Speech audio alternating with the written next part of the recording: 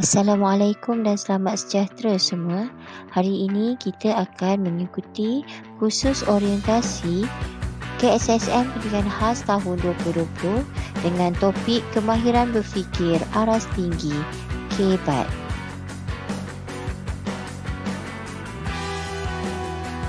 Terdapat 5 subtopik penting yang akan kita teliti hari ini, iaitu konsep KBAT, definisi KBAT, elemen KBAT, KBKK versus KBAT dan taksonomi Bloom.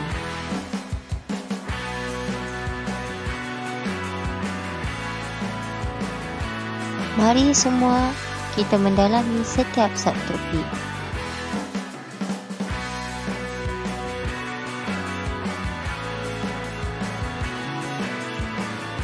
Saudara-saudari, sebelum kita meneliti definisi KBAT, mari kita melihat konsep KBAT.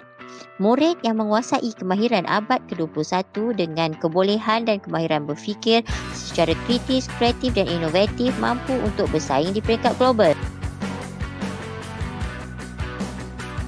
KBAT selari dengan 6 aspirasi murid seperti dinyatakan dalam PPPM, iaitu setiap murid akan mempunyai pengetahuan, kemahiran berfikir, kemahiran memimpin, kemahiran dui bahasa, etika dan kerohanian serta identiti nasional. Setelah penjelasan konsep KBAT tadi, apakah definisi kemahiran berfikir aras tinggi KBAT pada pandangan saudara-saudari?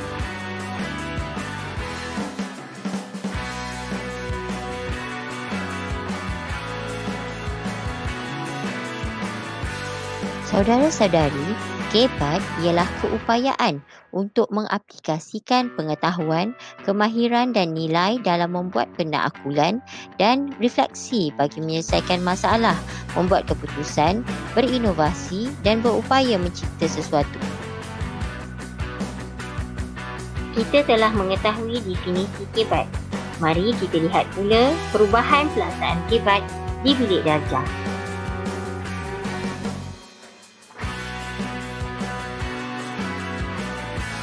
Perubahan pertama ialah dalam kurikulum. KBAT ditulis secara eksplisit dalam dokumen kurikulum seperti RTH dalam buku rekod mengajar.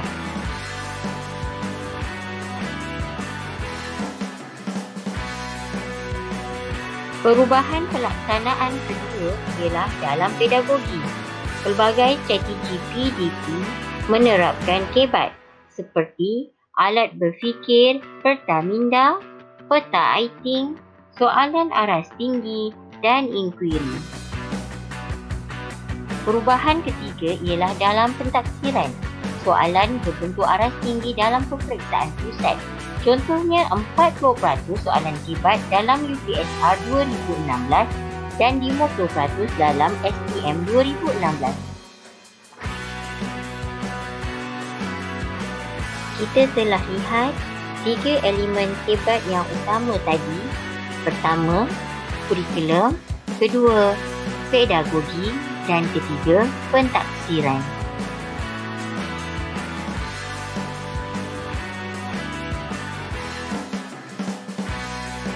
Selanjutnya kita lihat 4 elemen sokongan KBAT, iaitu co-kurikulum, sokongan komuniti dan swasta, bina upaya dan sumber.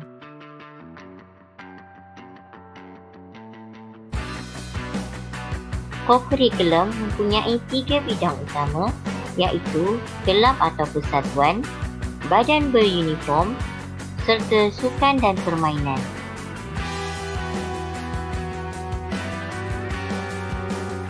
Ketiga-tiga jenis aktiviti co-kurikulum bertujuan mencapai aspirasi murid yang mana kemahiran berfikir merupakan salah satu daripada aspirasi tersebut.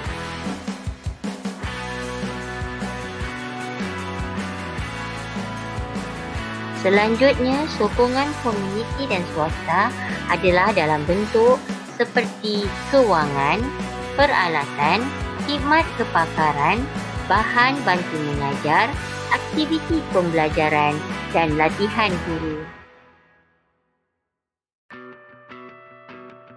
Terdapat pelbagai kaedah LDP bagi melaksanakan KBAT dalam bina upaya seperti pembelajaran kendiri, LDP peringkat sekolah, bimbingan dan pementoran, e-pembelajaran dan PLC.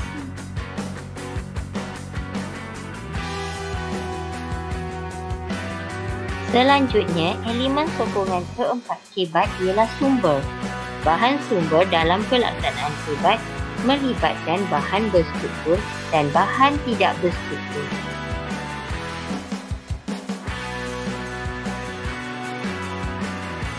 Bahan berstruktur terdiri daripada buku teks dan bahan digital yang disediakan oleh Kementerian Pendidikan Malaysia, KPM.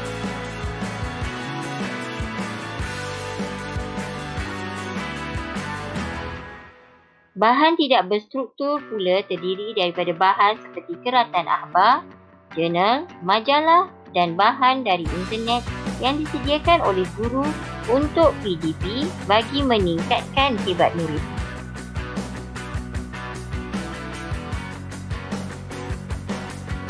Cikgu-cikgu, apakah perbezaan antara kemahiran berfikir secara kritis dan kreatif yang diperkenalkan pada 1994 dan kemahiran berfikir aras tinggi KBAT?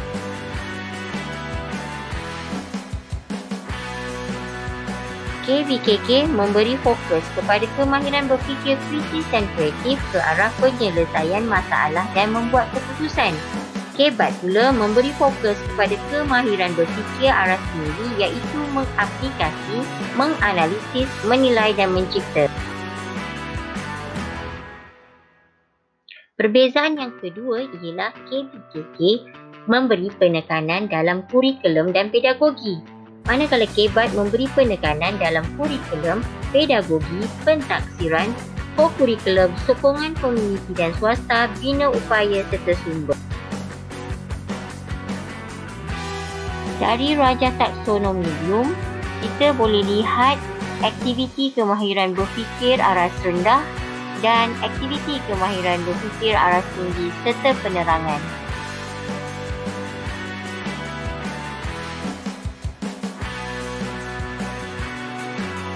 Untuk kemahiran berfikir mengingati, pelajar dapat mengingat 10 maklumat.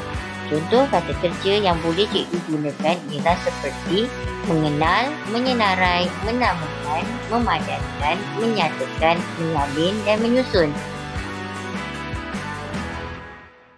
Untuk kemahiran berfikir memahami, pelajar dapat menerangkan idea dan konsep menggunakan ayat sendiri. Contoh kata kerja ialah menerangkan, memberi contoh, merumus, mengelas, membuat inference dan membanding. Untuk kemahiran berfikir mengaplikasikan, pelajar dapat menggunakan informasi dalam pelbagai konteks. Contoh kata kerja yang boleh digunakan ialah mengira, menunjuk cara, mengubah suai, menyelesaikan, menggunakan dan mempraktik. Untuk kemahiran berfikir menganalisis, pelajar dapat mencerahkinkan maklumat kepada bahagian kecil untuk memahami dan membuat perhubungan. Contoh kata kerja ialah menakul, mencirikan, membezakan dan mengasing. Untuk kemahiran berfikir menilai, pelajar dapat membuat keputusan berdasarkan refleksi mendalam, kritikan dan penilaian. Kata kerja yang boleh digunakan ialah mengkritik, mentafsir, menyokong, menguji dan memeriksa. Untuk kemahiran berfikir mencipta, pelajar mencipta idea dan maklumat baru menggunakan apa yang telah mereka pelajari. Contoh kata kerja ialah merancang, mereka, membina, menghasilkan dan merangkum. Rumusan topik ini ialah KBAT adalah berfikir pada tahap yang lebih dari menghafal atau sekadar memberitahu semula dalam cara yang dipelajari atau yang telah dimaklumi.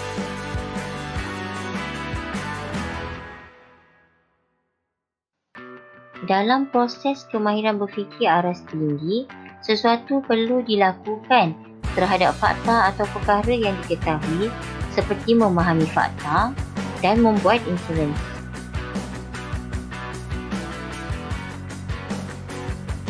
Selain itu, fakta yang terhasil perlu digabung jalin hingga menghasilkan sesuatu yang baru.